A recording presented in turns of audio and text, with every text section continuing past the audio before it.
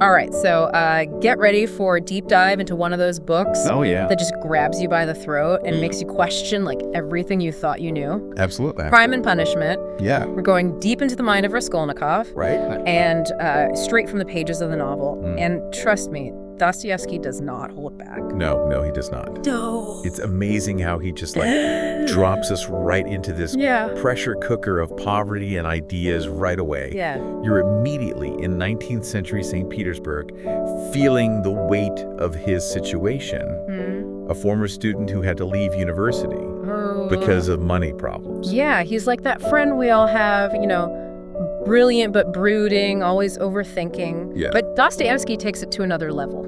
Absolutely. Like, where's the line between just having a tough situation, justifying the unthinkable? It makes you wonder, what's really interesting is how Dostoevsky uses this pawnbroker character. She's not just some random victim. Right. In Raskolnikov's mind, she embodies everything wrong with society. Right. She profits off of desperation. So when we see him pawn a family heirloom for next to nothing, it's more than just a transaction. Right. It sets the stage for something truly disturbing. You can, feel his resentment building. Oh, yeah. And then Dostoevsky gets in your head because Raskolnikov actually believes that killing her is the right thing to do, like a service to society. It's wild. How does someone even get there? I know.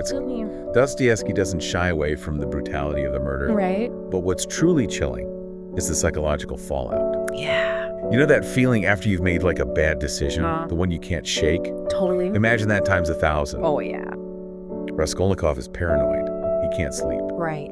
He keeps returning to the crime scene. Yeah, it's He's practically begging to get caught. Yeah, he's both repelling and drawn to the consequences at the same time. Exactly. And then we meet Sonia, Yeah. who's forced into prostitution to support her family. Right. Now, you'd think someone in her position wouldn't be the moral compass of the story. Right. But Dostoevsky flips the script. Totally. Sonia embodies this classic Dostoevsky theme, redemption through suffering. Yeah. It's almost like she's chosen the hardest path possible, yet her faith and moral compass are unshakable. That's so interesting. And when Raskolnikov confesses to her, it's not just about unburdening his guilt, it's a clash of worldviews. You got to ask yourself, is he drawn to her because she represents a way out? Right. Or is it just another way to justify what he did? It's hard to say.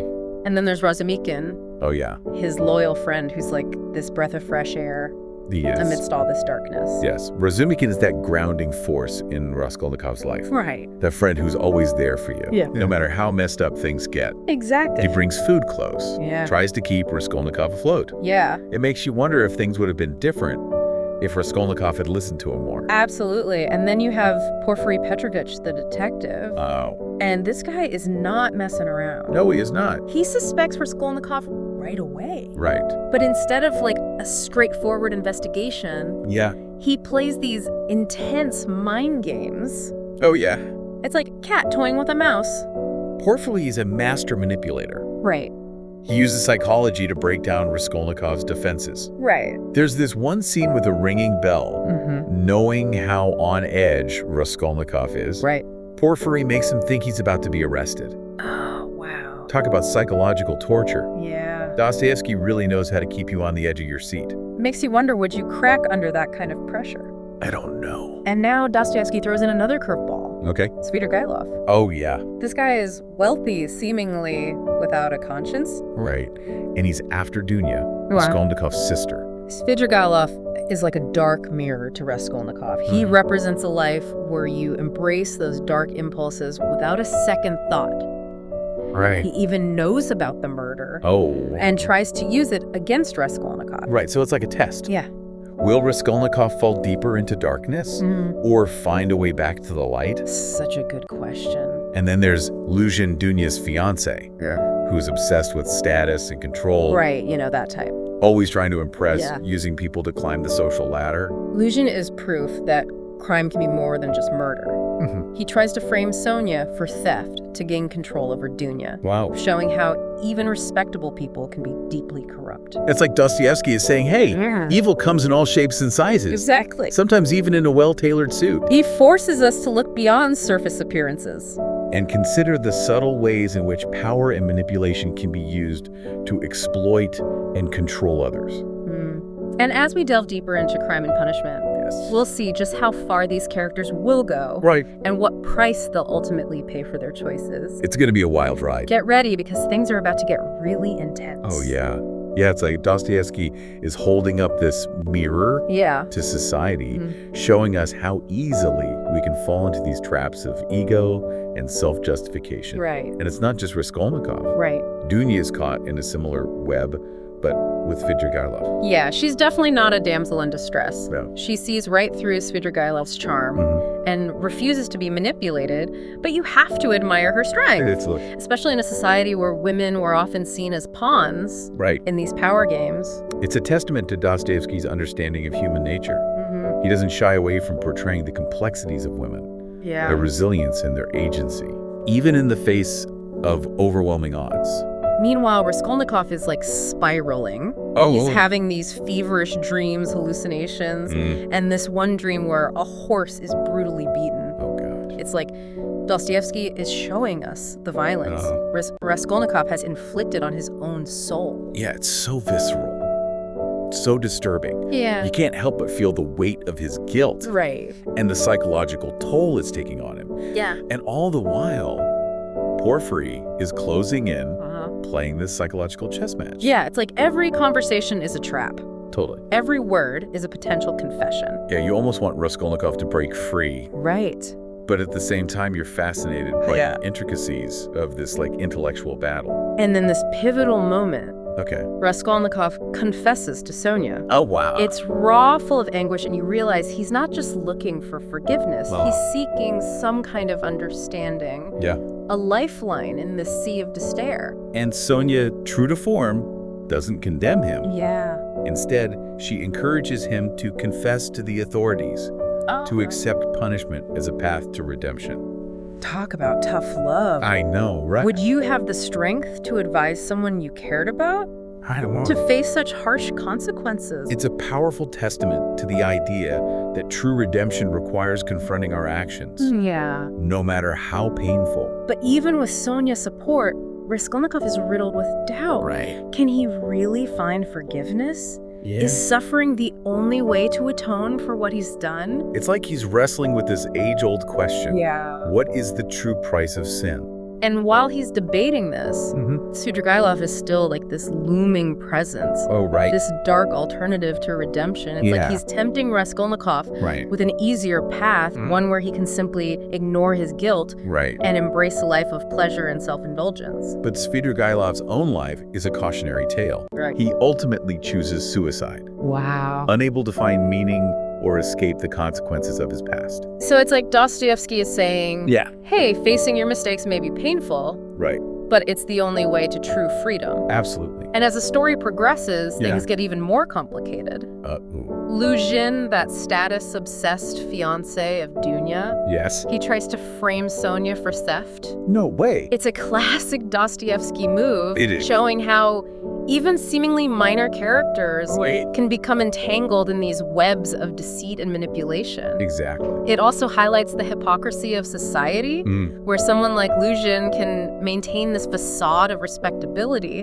while committing acts of moral corruption. And the scene where he tries to set Sonia up Oh my God. at Katerina Ivanovna's memorial dinner. Talk about adding insult to injury. I know. It's a low blow even for him. But luckily, Lebezyatnikov, a character who's often seen as naive and somewhat foolish, ends up being the one who exposes Luzhin's scheme. Wow. So it's like Dostoevsky is saying, never underestimate anyone because everyone has the potential to surprise you. Exactly. And as Luzhin is exposed, Katerina Ivanovna, already struggling with poverty and illness, reaches her breaking point. Her breakdown is heartbreaking. It is. She's lost her husband, is struggling to care for her children. Yeah. And now this public humiliation. It's a stark reminder of the crushing weight of poverty. Yeah. And how easily individuals can be pushed to the brink. It makes you think about the systems that perpetuate these cycles of poverty and despair, and how easily someone can slip through the cracks. Absolutely. And amidst all this chaos, Raskolnikov is still grappling with his confession. Right. His internal struggle intensifies. Yeah. Now knowing the potential impact his confession will have on his family. Right. Will he choose to protect them for the truth? Oh, wow. Even if it means sacrificing his own chance at redemption. It's a powerful reminder that our actions have consequences that extend far beyond ourselves, affecting those we love most. Absolutely. But there's also this growing sense that he can't keep running from the truth. Right. He finds himself drawn back to Sonia, seeking solace in her unwavering faith and compassion. It's like he recognizes that she represents the only path to true peace, even if it means facing the harsh reality of his actions. And in a climactic moment, accompanied by Sonia, Raskolnikov walks into the police station and confesses. He chooses to surrender to the law. He does. To embrace the possibility of punishment. Yeah. And to finally begin the long and difficult journey towards redemption. It's a powerful testament to the enduring power of conscience. Even after all the justifications, the rationalizations, the attempts to escape his guilt, he ultimately chooses to face the music. But his confession isn't the end of the story. It's just the beginning of a new chapter. He's sentenced to hard labor in Siberia. Oh, wow. A harsh and unforgiving environment. And as we move into the final part of our deep dive, we'll explore what this new reality means for Raskolnikov. Okay. Can he truly find redemption in the depths of suffering? It's the question. Stay tuned to find out. So, Siberia.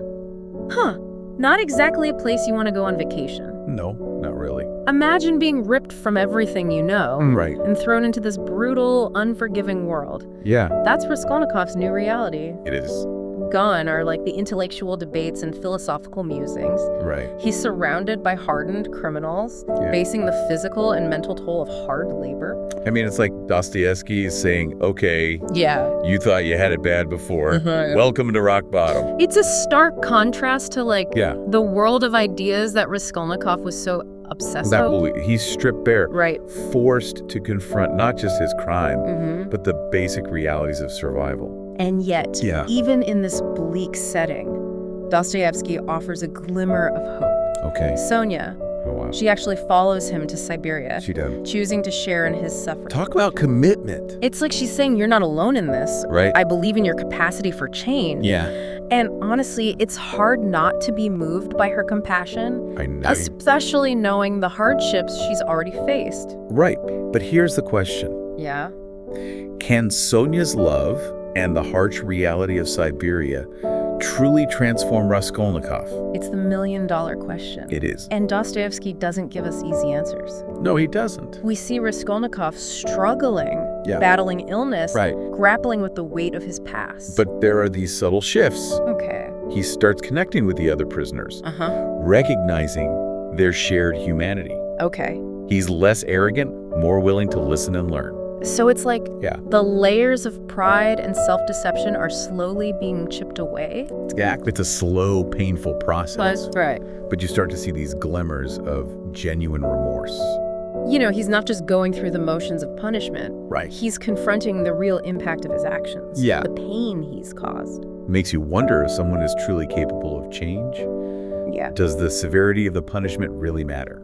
That's where Dostoevsky pushes us to think beyond simple notions of crime and punishment. He's exploring this idea that true redemption comes from within. Right. It's about confronting your demons. Yeah. Accepting responsibility and choosing to live differently. Right. Regardless of the external circumstances. And so we're left with Raskolnikov. Yeah. Not as a solved equation, but like a work in progress. Right. His future is uncertain. Yeah. But there's a sense that he's finally on the right path. The path towards a genuine atonement. And it all started with that decision to confess, that first step towards taking ownership of his actions. It's a powerful reminder that even in the face of terrible mistakes, we have the capacity for change. Absolutely. It might not be easy. Right. It might not be pretty. Yeah. but the possibility of redemption is always there. So as we wrap up this deep dive into crime and punishment, what are you left with? That's a good question. Does Raskolnikov deserve forgiveness? Yeah. Is suffering the only true path to redemption? It's something to think about. These are questions Dostoevsky wants us to grapple with long after we close the book. This novel isn't just about one man's crime and punishment. It's a mirror reflecting the complexities of human nature. You're right. The struggle between good and evil. Yeah. And the enduring search for meaning and forgiveness. It's a story that stays with you. It is. Prompting you to examine your own beliefs, your own choices, and your own capacity for both darkness and light. Yeah, and that's the power of Dostoevsky. Right. He doesn't offer easy answers. Yeah. But he forces us to confront the tough questions. Right. The ones that really matter. So the next time you're facing a tough decision or wrestling with a past mistake, remember Raskolnikov's journey? It's good advice. It might just give you the courage to choose the path towards redemption, no matter how difficult it seems. Absolutely. Thanks for joining us on this deep dive. Yeah, this is great. We'll catch you next time.